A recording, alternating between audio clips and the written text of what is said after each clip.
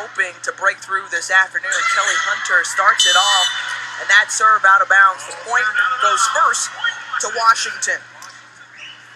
The Huskies coming in as the number 5 seed, despite being number 1 in the last AVCA coaches poll. Melanie Wade, we talked about her in the open. Service error, so both teams trading there early, and really serving was something that we saw Nebraska do a very good job of keeping BYU off balance. Yeah, Coach John Cook said BYU never looked comfortable passing all evening last night. He said, I was very pleased with that. It's not just about the aces, but it's about creating out-of-system looks and making teams feel uncomfortable in their offensive system. That's what Nebraska was able to do last night. Hanukkah Albright pushing it over. Courtney Schwann, that's number 4 in black.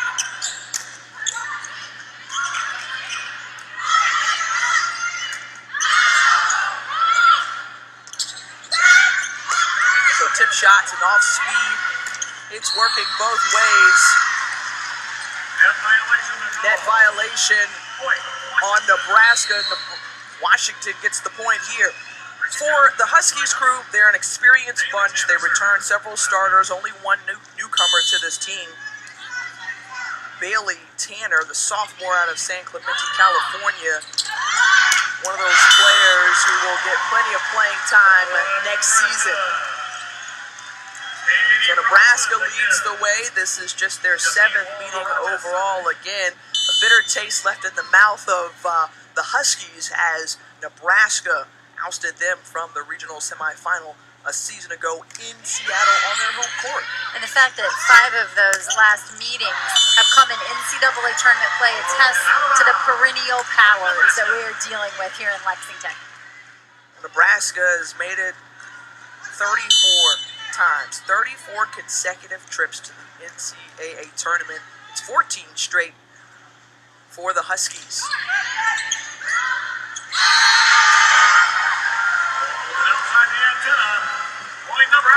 So early on, we're seeing a lot of service errors as, these two teams got a chance to play in Memorial Coliseum yesterday, getting used to it, but of course, a lot more on the line here. Wangarantes with an ace, follows it up with a driving serve right at Schwann, pushes her back. And it's the good serving that allows the block to score points. That was a combination of Amber and Katie Rolfson there at the right antenna. Last night, the blocking defense for Nebraska took over the match against BYU, but that starts from the service line, creating out-of-system looks. Nebraska on a 4-0 run. Wangarantes, you see there, number 4 in black for Nebraska, the Big Ten defensive player up here.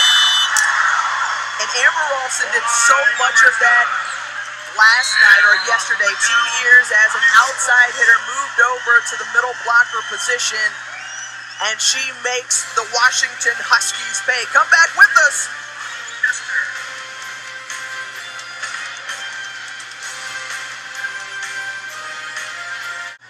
To Nebraska, who has a 50% chance of winning it every time they go to the championship game. They've got 3 titles, the last one coming in 2006. Meanwhile, Washington, a perfect 1-for-1, winning their only title in 2005. Liana Sebelden, the 2-time all Pac-12 team, a 3-year starter in this bunch.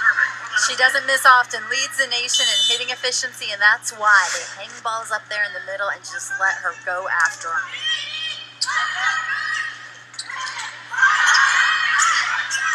Bump set from Strickland. On the outside is Tia Stambray, and the Rolfson twins team up on the right side.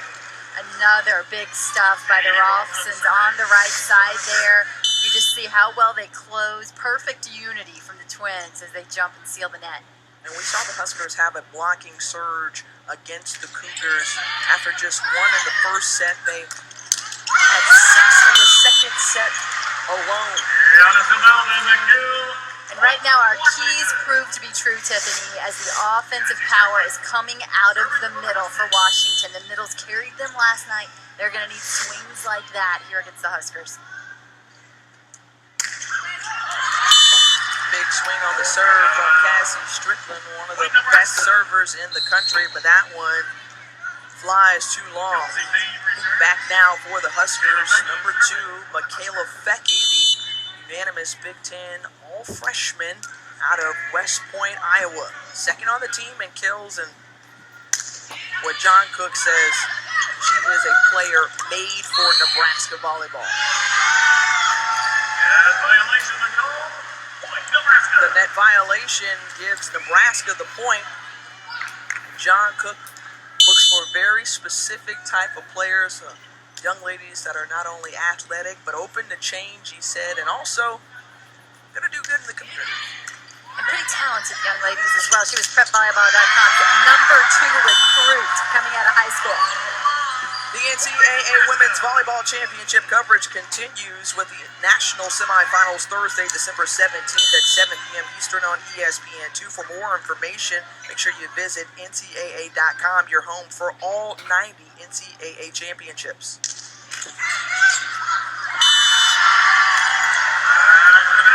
The service ace for Fecky, and that's her 24th of the season. Timeout taken by Keegan Cook as his Huskies are down. Nebraska cruising in set number 1.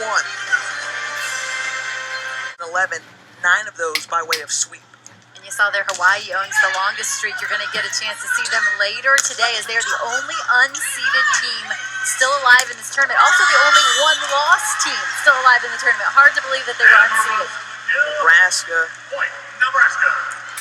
Again, getting out to a very strong start on a 5-0 run. Fecky still behind the service line, but we saw this early on from Washington yesterday when they faced off against Ohio State. They got off to a slow start, but came back in those second and third sets. So slow start doesn't necessarily phase this Huskies crew, but right now all roads leading to Omaha with the way Nebraska is playing so far. This has so much to do with the service game, and that's going to make Coach John Cook very, very pleased. It was a huge area that they concentrated on in the off-season. They did not win the serve pass battle in their game last year against BYU in this national regional final match, and they wanted to turn that around in the off-season. He said he believes that serving is a great indicator as to how confident your team is. And right now, I would say Nebraska, very confident with the way they're serving. Tia Scambray able to break that run from Nebraska, as Katie Beals, one of 6 seniors for the Huskies on the serve.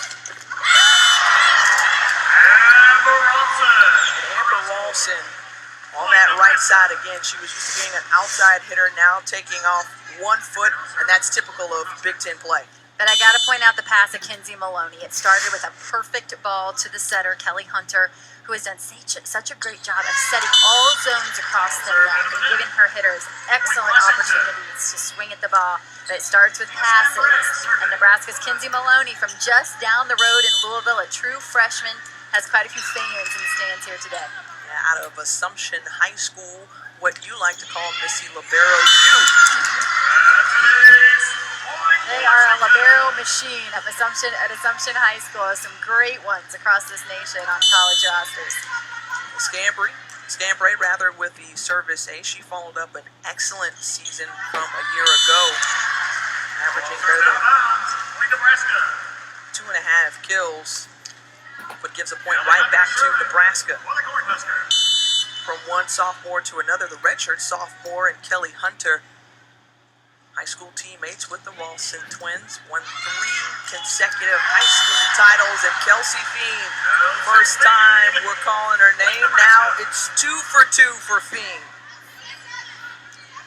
As you were mentioning Kelly Hunter, she was the top high school setter coming out of high school, and for Nebraska fans, pretty fortunate that they don't have to go far to find that volleyball talent. 3 starters on this team from Papillion High School and the Rawson twins, and Kelly just down the road. She had to wait her turn behind Mary Paul Miller and finally got her chance, and John Cook is certainly happy to see her emerge as this team's setter. Wade.